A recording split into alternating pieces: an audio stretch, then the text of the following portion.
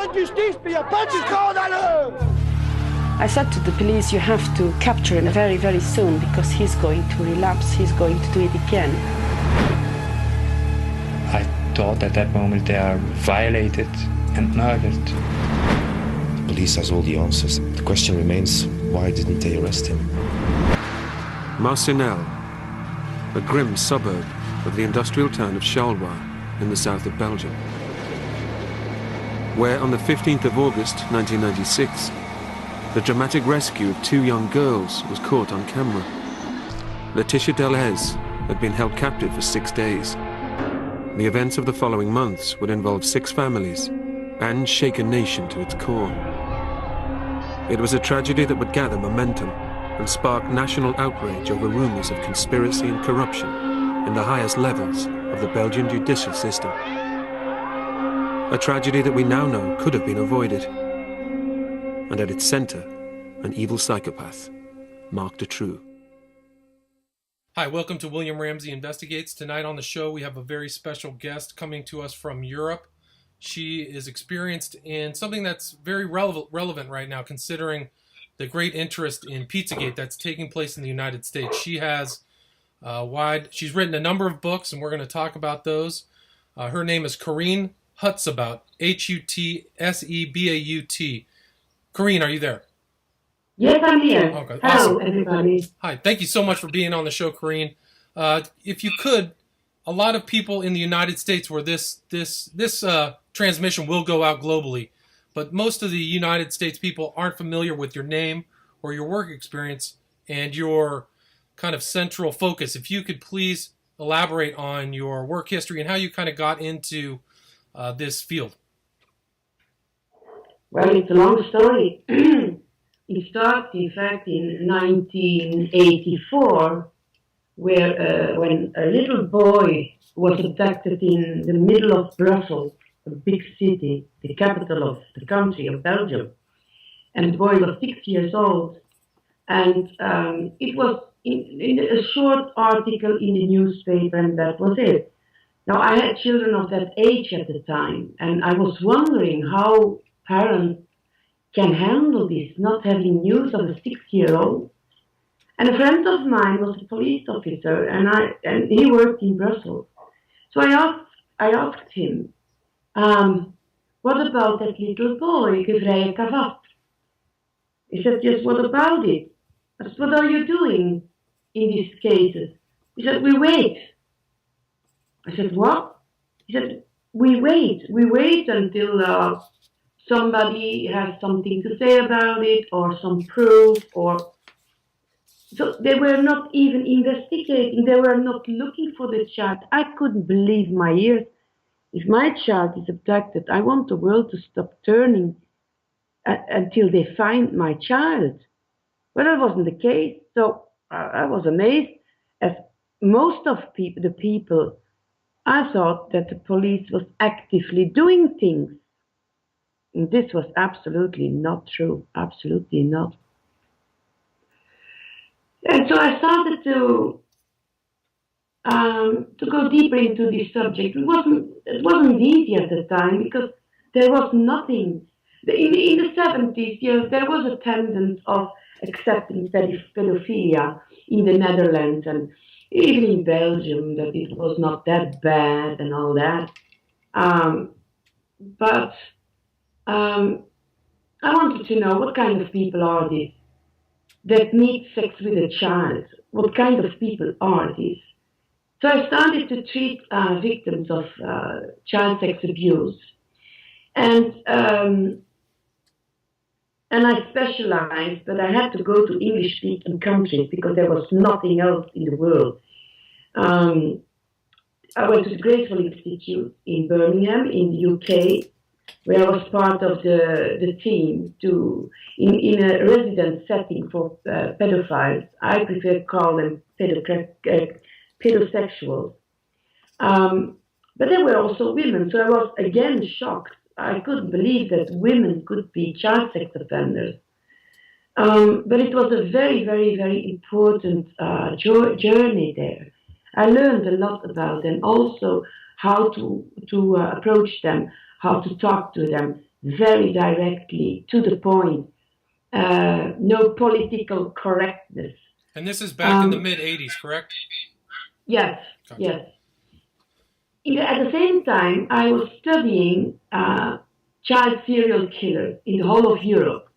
Now, the advantage is that I speak different languages, because if you need a translator, the fine details are lost. Right. So I started to study them, and that was my best university. The killers themselves, the rapists themselves. Did you travel around to talk to the killers face to face? Yes, in prison. Prison. And this is all over Europe, so France, England. Yes, and also the Netherlands. And Belgium, and How many languages do you speak? 5. Yeah, 5. The most important, I think. Now, about the first,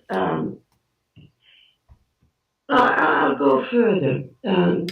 I thought I'll take the most dangerous and gruesome one, because I didn't want to lose time. You can build up from the starting criminals and go up to the more gruesome and awful killers.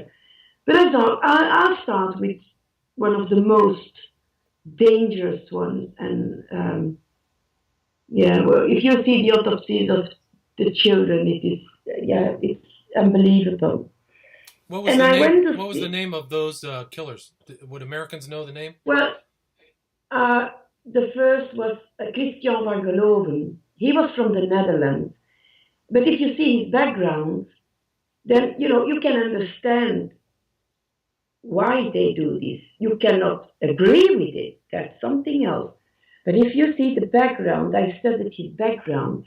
He was born in Eindhoven in the Netherlands, in a family with, I don't remember exactly how much, but many children. The father was very, very violent. The mother was kind of a prostitute. And they let in clients to abuse the children. Now, Christian himself, let's call him Chris, he was in the room where his little sister of 3 was raped regularly for years. He also saw how they committed abortion on her at the age of 11, 12 years old. I talked to his sister too. She's completely broke. Now, the difference between women and men at the time, because things are changing rapidly, is that women that are abused or hurt interiorize their hurt. They start automutilation, they blame themselves, and all that. Men, on the other side, exteriorize their anger, their frustration, their fears. And I saw very well the difference between Chris and his sister, who fled away to Germany and has lived for years. I don't know if she's still alive, with a priest, to find some stable point in her life. Now, Chris has been, let's say, abducted by his aunt, who could not have children, and she could choose a child from the nest from her sister before she left for Paris. Her husband was a very high-placed person in a factory from Philips. He was kind of a director, and it was with the elite from the business world, and they lived in Paris. And there I described, because there I wrote a book from this one, because it's so, I wanted the people to understand what is going on and how we create our own psychopaths. And that's why societies and families do it. I don't understand. How like a psychopath is created from their family environment? Most of the time, yes.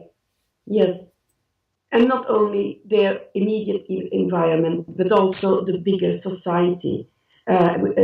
where these children are not hurt when they talk about what people do to them. And the same is in the Pizzagate scandal and all these scandals all over the world, over and over and over again. The victims are not hurt and Right. they're discredited, and they put them away in asylums or in mental health hospitals, or they drug them to suppress and keep them silent. So did this happen in Europe as well, where the victims were imprisoned or maligned by the authorities? But they were not listened at. I remember that his sister fled away at the age of 4 to the church. She thought that God would help her and the priest would help her.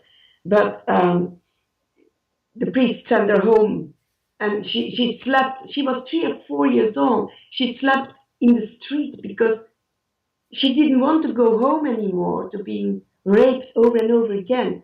And the police then found her and brought her back home. And they didn't ask the child why she fled away from home. She was such a little baby. In fact, she was a baby, between 3 and 4 years old. They didn't investigate the family, nothing. And then Chris was deported to Paris, where he has been used as a doll. He was not allowed to play with other children. He had to be really the doll of the aunt. Now, his uncle abused him. At the age of 12, because he had to do Latin to be important and successful in life, and he was not good. He was not a good student. So the adoptive parents paid for a tutor to help him with his Latin. Now, the boy at the age of 12 got double messages. If he worked good during that hour alone with that professor, he was allowed to suck his penis. If he worked badly, the professor raped him. In both cases, the child was damaged. And he got the same double messages during his whole life. When he was studying Latin with the priest, how old was he? With the priest? Yeah, in Paris. Chris was in Paris, where he was Chris studying. was in Paris, oh. yes. Okay. His sister went living with the priest. Oh, I'm sorry. So yes, but there was no sex life. Okay, so how old was he at the time when he was being abused, or where he had these kind of double messages? At school, 12. 12, okay. Yeah. When you start learning Latin, and so you must be 12. Now, his aunt had found another child, a 4-year-old Italian child, a girl, and all of a sudden, Chris didn't matter anymore. The boy that never learned how to defend himself, to be social and all that, and already very, very traumatized, has been sent to a border school, far away from home. He could come home once a month because there was another baby, there was another girl. Right. He then started abusing the girl of 4 years old. And so on and so on. Now, when I come to the end, he started raping children wherever he was. And he was in prison for a double assassination on 2 little girls of 8 years old. And I had to do the expertise on him for the trial. And it was in Perpignan, in France, the south of France. So he started writing to me. I think I have 1,000 letters. Very, very important letters. But the deviancy is at the end when he says after 1,000 letters, well, you're smart enough to analyze all the letters I wrote to find out more. So he was on trial for double assassination, but I think he killed at least 20 children on his way. And this is alone, it's not a network. Right. And this is all through France or all through Europe? all through Europe and even in the United States, because he has been 18 months in Virginia. And I am absolutely sure that he raped and killed children there. Spell his last name. Spell his last name for me. Huh. Okay, I'll do it with the police way. The V from Victor, Alpha, November, other word, Golf, Echo, Lima, Oscar, Virginia, Echo, November. And his first name was Christian. Christian. So it's almost Charlie, like Van Gogh. Van Gogh, golf. So it sounds kind of like Van Gogh or Van Gogh the painter. No, Van Geloven. Van Geloven, gotcha. Van Geloven, yes. Christian. I see. Okay. I wrote a book about this case later on because I wanted to show the interaction between this kind of criminal and their victims. This is the only book in the world that reads both. What is it? What was the title of that book? What was the title of the book? Well, that's the only one that is translated in English, because I have books in French and in Dutch. But it is Child Hunters. Child Hunter. Child Hunters, Requiem of a Child Killer. Gotcha. So that was the first book. When was that published? Do you remember when it was first? Well, it's 20 years ago, and it's still so accurate the day of today. I risked at that time 8 months of prison because I wrote a book as a professional. I'm an expert at the Justice Department, but I was working in a case of a double child abduction. The girl had been found back 6 weeks later in a dock in the water, murdered, and the boy has never been found. The girl was 11 years old and the boy was 8 years old. Now, the way the police treated this mother was beyond belief. I was so shocked. I was so ashamed for them. And I couldn't handle this anymore. And especially the incompetence, not knowing how they had to lead an investigation like this. It was the 4th of January, and then it's very cold in Belgium. And they said to the mother, oh, they are just running away. You will see, in 14 days they'll be back because it's holiday, Christmas holiday. And then the mother said, but what are they going to eat? They have nothing to eat. And then they say, oh, they find things in the woods and the prairies to eat. It's a city. Antwerp is a city. There are no woods. There are no prairies. And so the way they handled this woman was really, I almost dare not say how it was. At a certain point, I remember it was the first time I saw the parents, in fact. And they found clothes all over the city. And they wanted to know if there were clothes from one of the children. Now, one police officer was a very good one. His name was Paul. He went at night around the docks. It's very abandoned. I've been there alone myself, and I'm missing a gene. I don't know what fear is, but most would not go alone there. And certainly not children would not go there at 8 o'clock in the evening when it is dark. Right. Now, he found a sweater on the place they found the girl. When they got her out of the water, her body had been put on the side. And he took it with him, and he hung it in his office because he was working in the laboratory. And then when all the clothes had passed, he came out of his office and he said, I have one more, could you please look if this is... And then the mother started screaming that this was the sweater of her little boy. And she took it and she looked for the ticket in the back of the sweater. And she said, you see, it's cut out because he couldn't stand it in his neck, this thing. This is from my boy, Ken. And the police just throw her into, out of the door.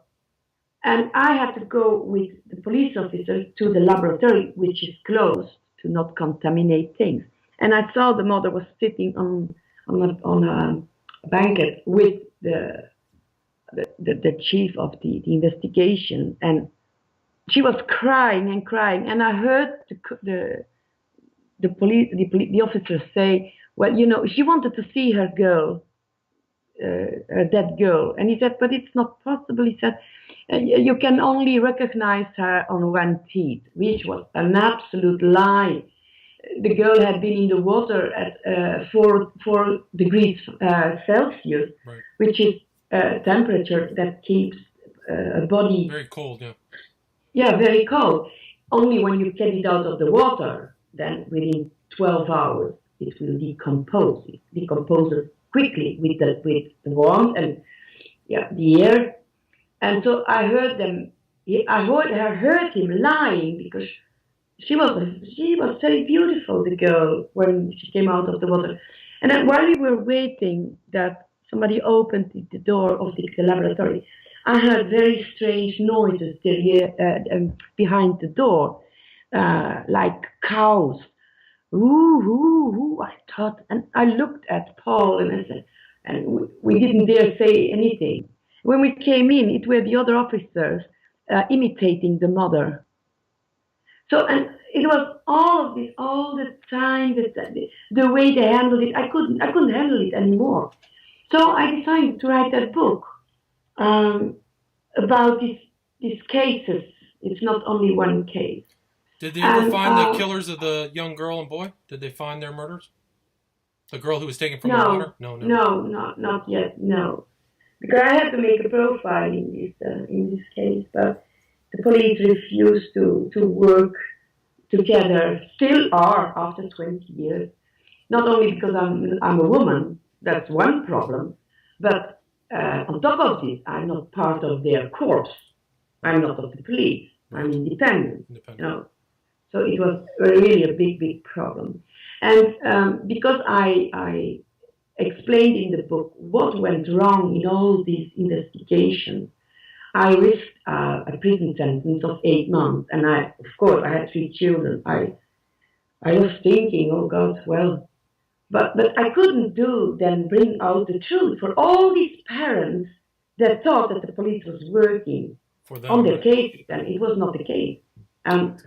But at the moment my book came on the market, the Dutroux case broke completely open. I didn't talk about Dutroux in that first book because I did the profile, a perfect profile of Dutroux a year before he was arrested.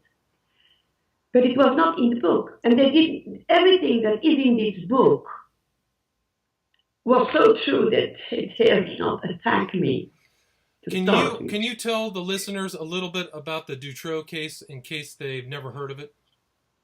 Well, the Dutroux case, in fact, shocked the world because we had journalists from all over the world.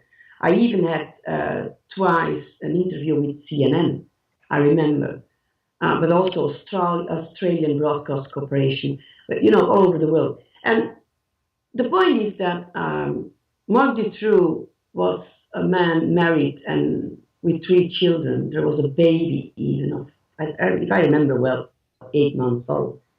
And together with his wife, they abducted children, brought them in a basement. He arranged. It's kind of like a dungeon, right? Kind of a dungeon. Yeah, a dungeon. Absolutely a dungeon. And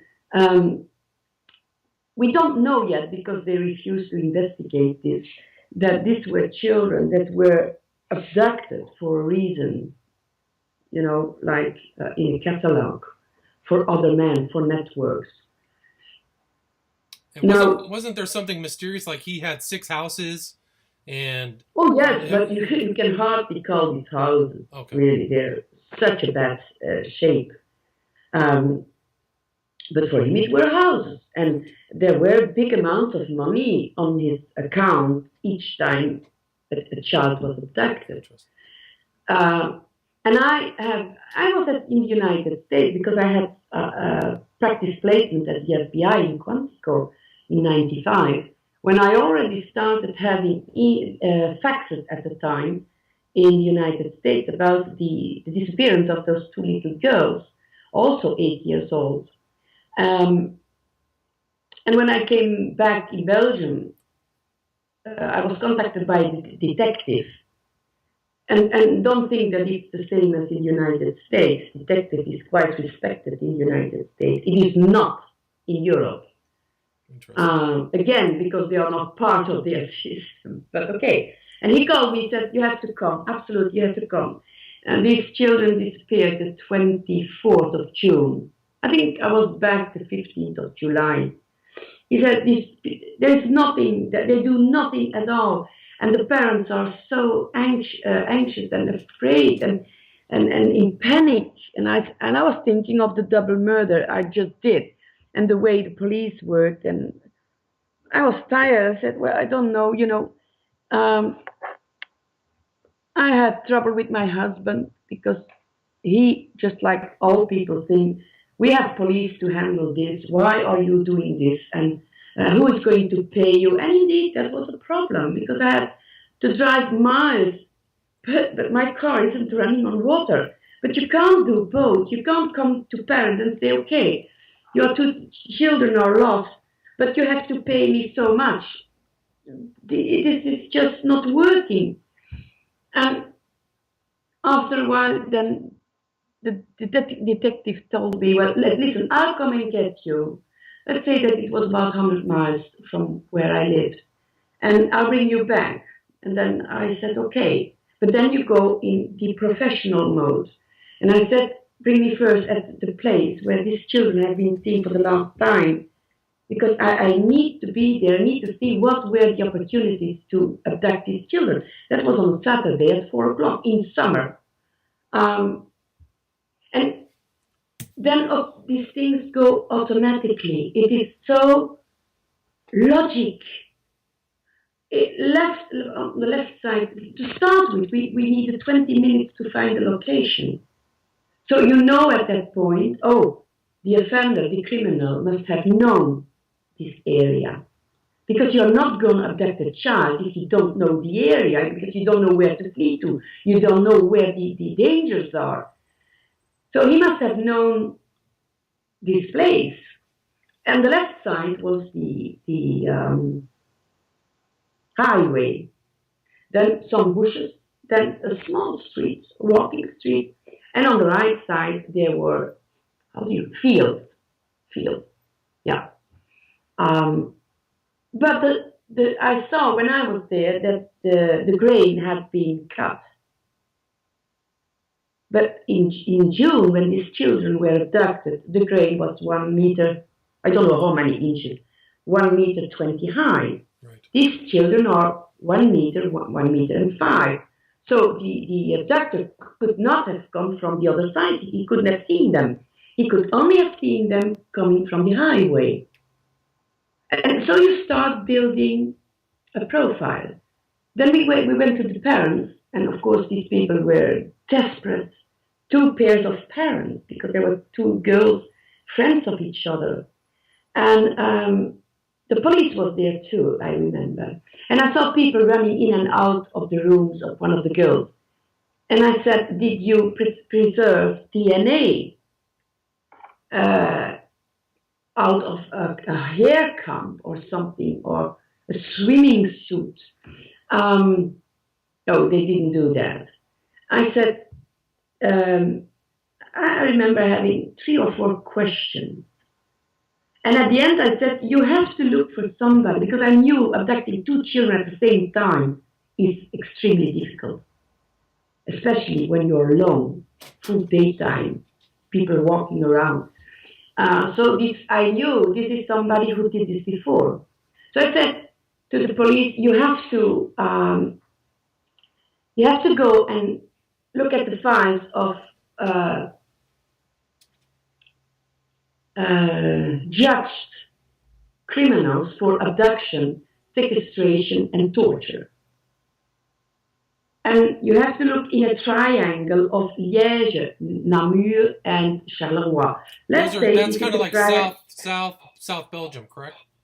Kind of the southern part, right? Yes. This is a triangle, let's say, of 30 kilometers on 30 kilometers on 30 kilometers. So it's not a big... It's not big, right. And we are a small country. Don't forget, Belgium is a very small country. And I know that there are not 2 or 3 of this kind of offenders, of criminals. And they're starting to say, you know, Mrs. Hutsebaut, we are not in the United States here, you know. And I said, okay, I'm gone. I'm out. I'm finished with you. But the parents were so desperate. And they throw the police out of their house. And then I started saying, we need a pluridisciplinary team for this. People specialize in certain skills. Go to the Minister of the Justice Department and ask for it. So, okay, the Minister of Justice Department sent me 2 people from the gendarmerie. At the time it was the gendarmerie. We had the police and gendarmerie. And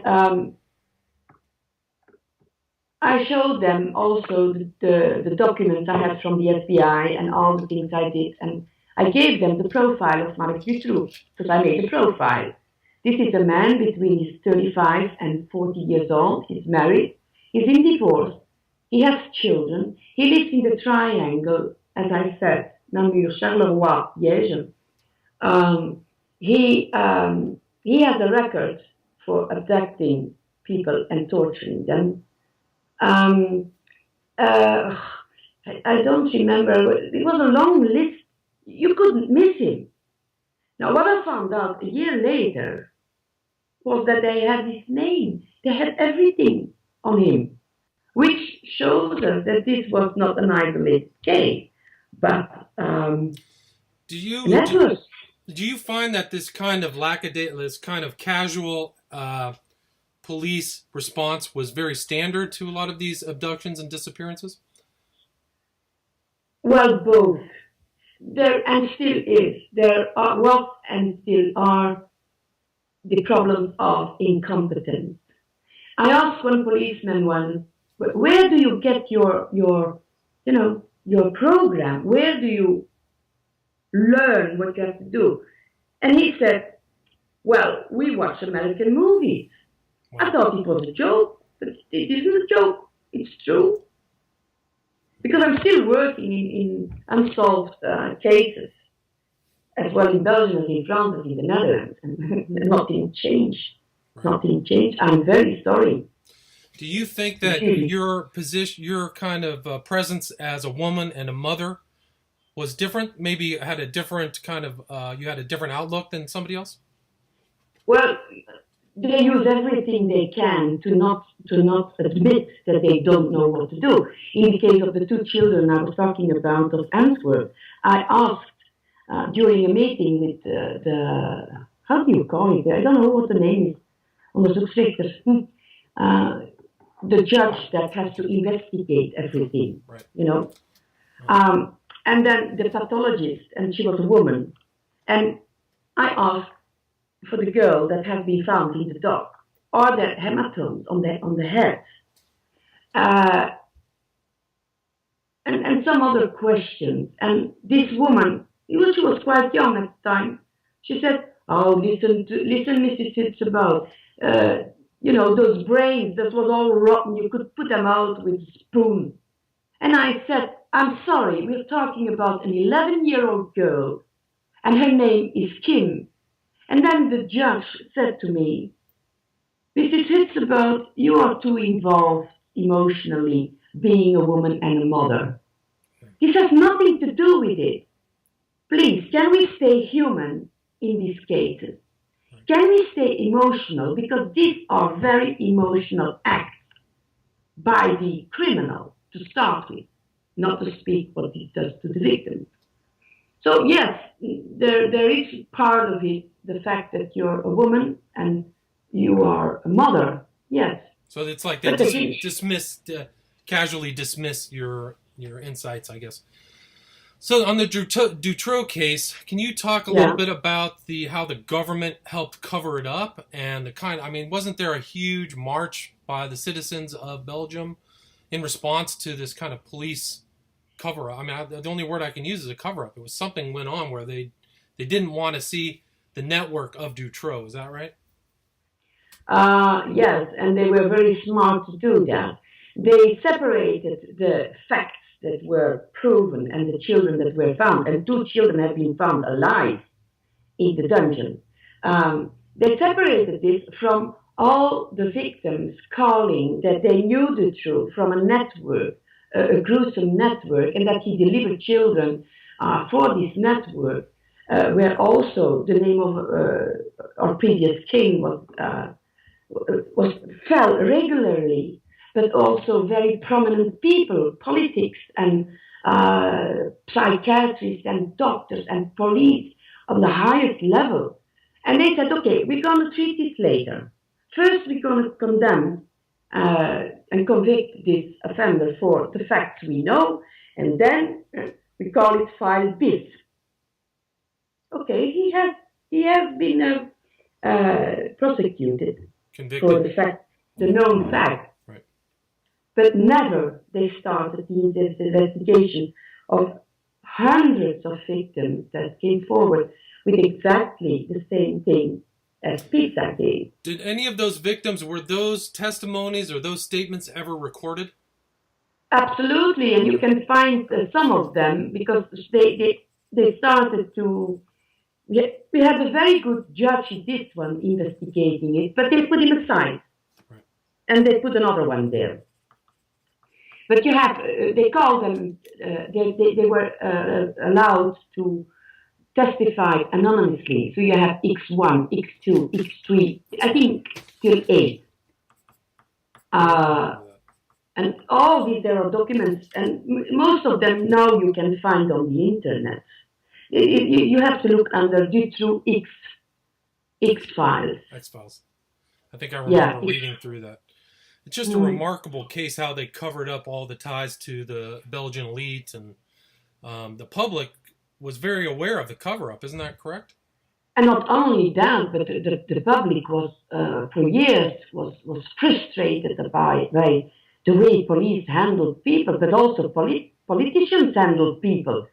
And well, it became worse since then. But and yes, there were 500. They say 300,000. It's not true. It is 500,000 people walked peacefully in the street with white balloons and white scarves. Didn't they call that the White March? Wasn't there a name for it that Belgians called it, like the? Yes, the White March. White March. Indeed. Yes. And it was one of the mothers whose child was still missing at that time that started this. And in a heartbeat, all these people went into the street. And there was no internet like now. So it was really a miracle. And there was such panic on the highest level. Our king at the time was in France, because it was August or September. For the March it was September. Or October. He was on holiday abroad, and our prime minister was Jean-Luc Dehaene. He called the king to stay where he was because there was terrible turmoil in Belgium. They went from courthouse to courthouse and throw rotten eggs against the courthouses, rotten tomatoes, but many people. So they were afraid that there would be a civil war in Belgium. Wow. And then after a while, the king came back and he invited all these outraged parents. And all of a sudden, you see strange things happen. All of a sudden, you have experts in this material. You cannot imagine. Until then, there were 3 people in Europe really alarming about this. And there was Patrice Sørensen, who had an organization for women trafficking. And then you had Rick de Villers, who is a priest, who had his organization to shed light on abuse into the church. And then there was me for everything that had to do with child traffic and child murder. But then all of a sudden, you have journalists you never saw before, and who after that seem to be pilots. And all of a sudden, they are journalists coming to interview you because you made the profile. And then there was another woman, and she was attacking me in the media. And in fact, she was a child psychologist. She was not a journalist. You see, this strange thing happened. And then they had their meeting with the king in his kingdom, in his palace, and to try to calm everything down. And he promised that he would do everything in his power to shed light on this thing. He never did. Never did, yeah. You know, and people get tired from trying whatever. And as long as we think that it are our government and our institutions that will change things, it will never change. The change has to come from us. We are the people. We are the institutions. We have to force them to do their jobs because they don't, and still don't. Still not doing it. They're still not doing it, and not in the United States, not in Europe. They don't do their job. Now, what was the purpose in the Dutroux case? Because I have files from this, and probably you can now find them on the internet. It was observing what Dutroux was doing day and night, so they could blackmail certain people. That is for sure.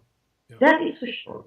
Well, I think that's probably what they're going to find out. This Pizzagate situation in the United States is that there was partial part of that as a blackmail operation. The after parties. Well, it's not even partial. It is, let's say, 90% of this kind of events and organizations is to blackmail people and to push them to do things that they would never do before.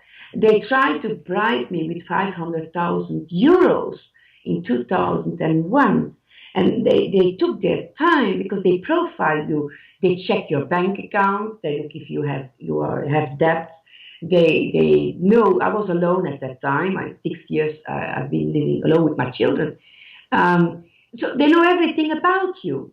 And then all of a sudden you meet people. But I met a lot of people. But I have very, very, very good guardian angels.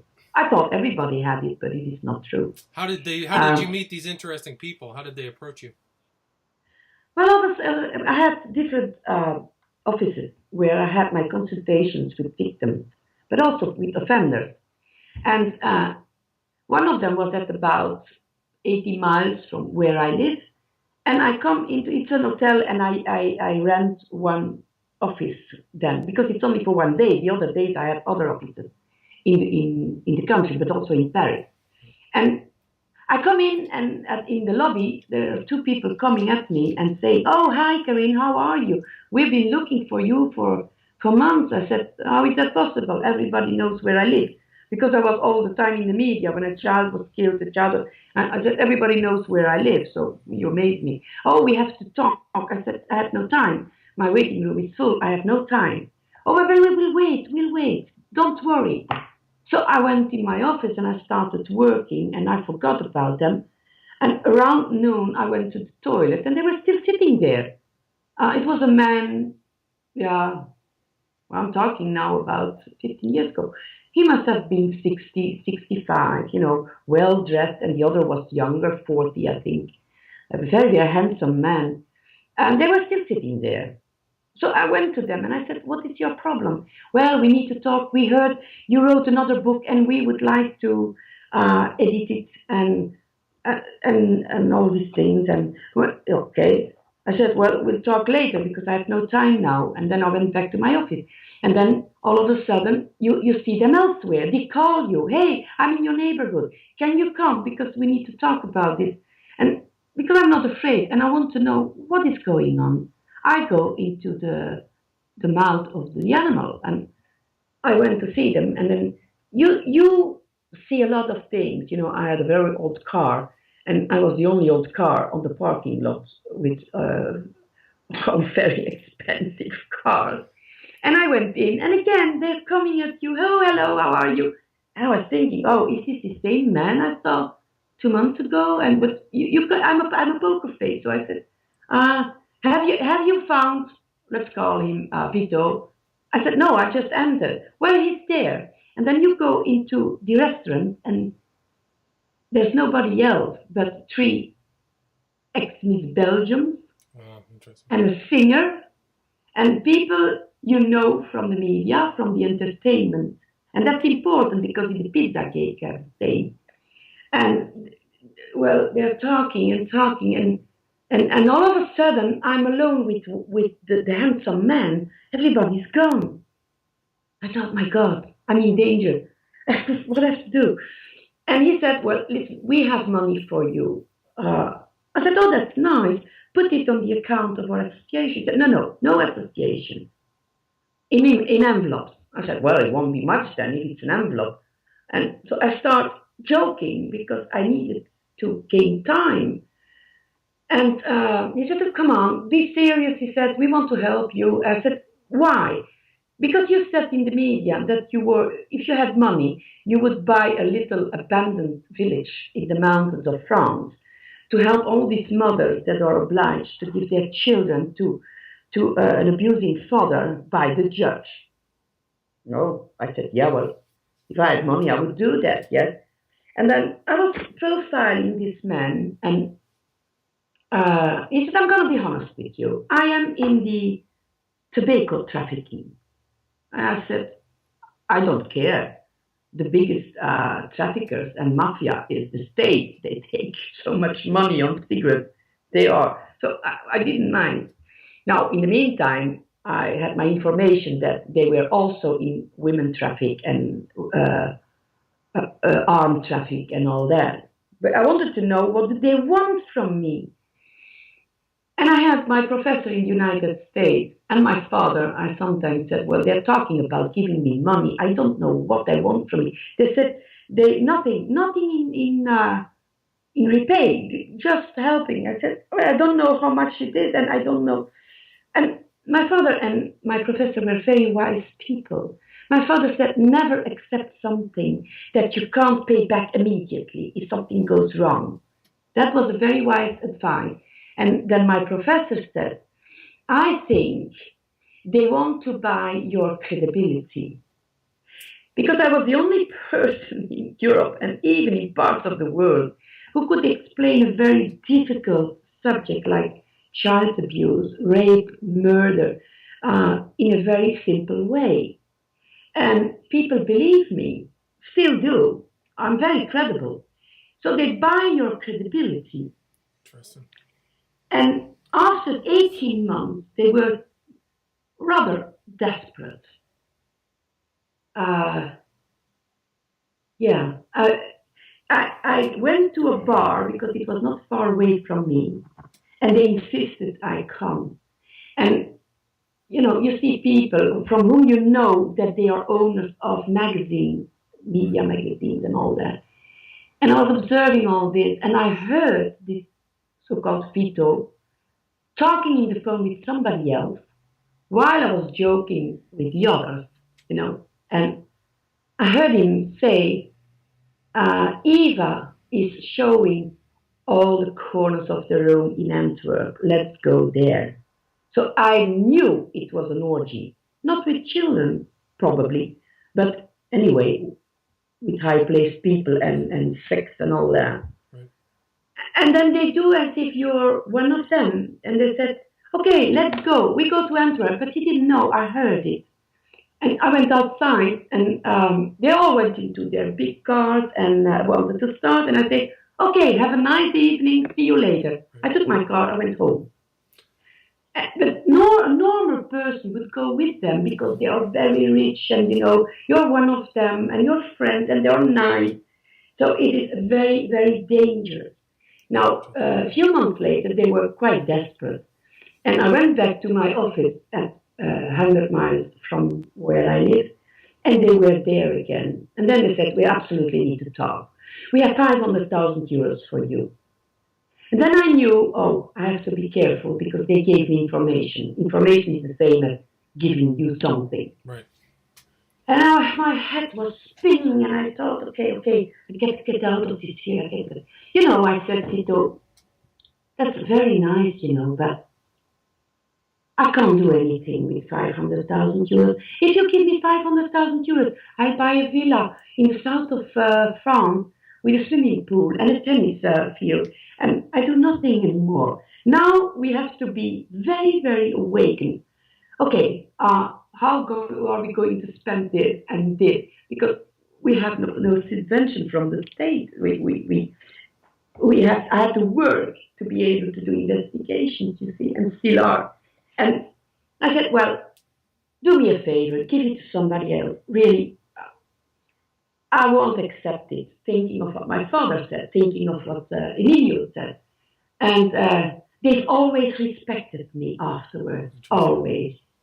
Because I bet there are other people who've taken it, other people they've had to, co-opt have taken that money somewhere else. Yeah.